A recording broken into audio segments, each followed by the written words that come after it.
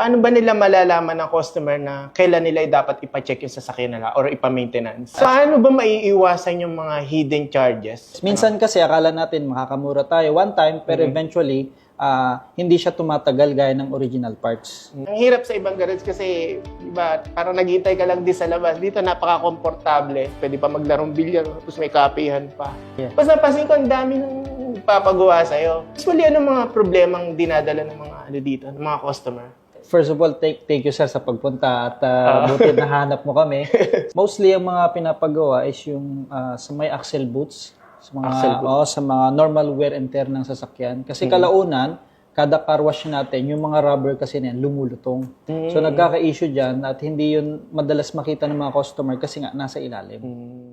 Paano ba nila malalaman ng customer na kailan nila dapat ipa-check yung sasakyan nila or ipa-maintenance? Actually, wala naman specific time bukod dun sa normal na 10,000 kilometers para sa change oil. For safety, hanggat kung may bakanting time, mainam na bumisita kayo sa garage para ipa-inspect yung sasakyan. Kasi sometimes, hindi natin namamali, inaantay natin yung 10,000 kilometers or 6 months, madami nang nagiging issue yung sasakyan. Nag-accumulate siya, which is napapamahal tayo. So, as much as possible, at least every month, pa-check natin siya.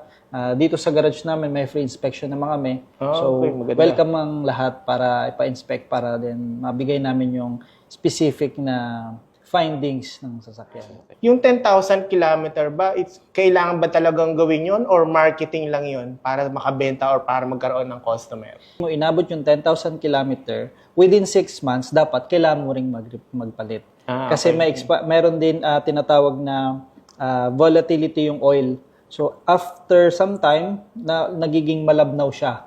So, kung hindi mo man ma-reach yung 10,000, pero na-reach mo yung 6 months, kailangan mo na rin siyang ipa-oil change. Yung bang pag-replace ng original parts or yung Class A, may epekto ba yun sa sasakyan?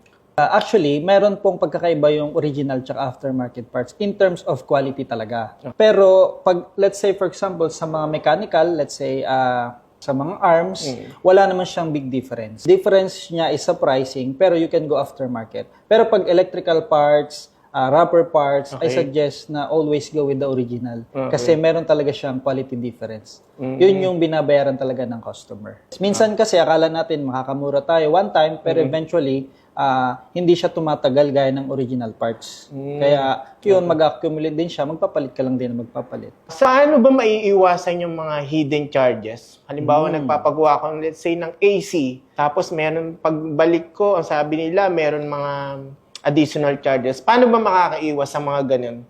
Sa totoo lang, sir, minsan talaga hindi natin maiwasan yung mga additional charges. Pero dapat reasonable. Let's say for example, sir, sa AC, gawin natin example yung sa'yo. Kaya sa amin, importante talagang inspect namin mabuti. Then, saka namin sasabihin sa customer ano talaga yung issue. Para walang ganun na, sir, ito yung issue. Then, after some time, meron na naman. Then, meron na naman. Even though, naintindihan ko yung mga mekaniko na sometimes kasi, sir, pag binuksan mo, makikita mo sa loob yung problema. Pero, may iwasan yun pag before sana mag-submit ng let's say findings, chinek ng mabuti. And then i-explain din sa customer, let's say for example sa AC, minsan akala natin simpleng top-up gas lang. Pero nung nakita natin sa loob-loob na hose, meron pala siyang leak. So yun yung mga nagmi-misinterpret natin minsan na hidden charges.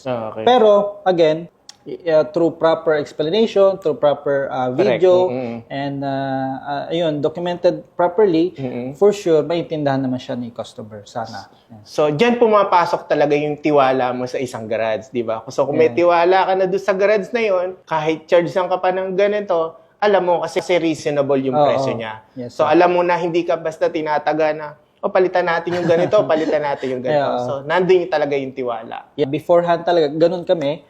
Talagang inspect namin, i-spend kami ng time, inspect talaga namin. Kasi ayaw ko din yung sasabihin ko sa customer, sir, ito yung issue. And then after some time, babalikan na naman kita. Kasi nagkakaroon ng misunderstanding talaga. So, yun yung number one na gusto kong iwasan namin dito. Sir, Ano ba masasabi mo sa mga kabayan natin o sa mga ibang nationality dito? Invite mo naman sila sa garage mo. So yun nga guys, no, welcome kayo lahat dito sa 4H Garage. Dito more on customer service kami.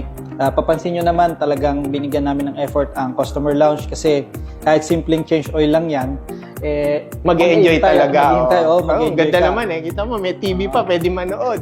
Yes, sir. Mag-billiard pa.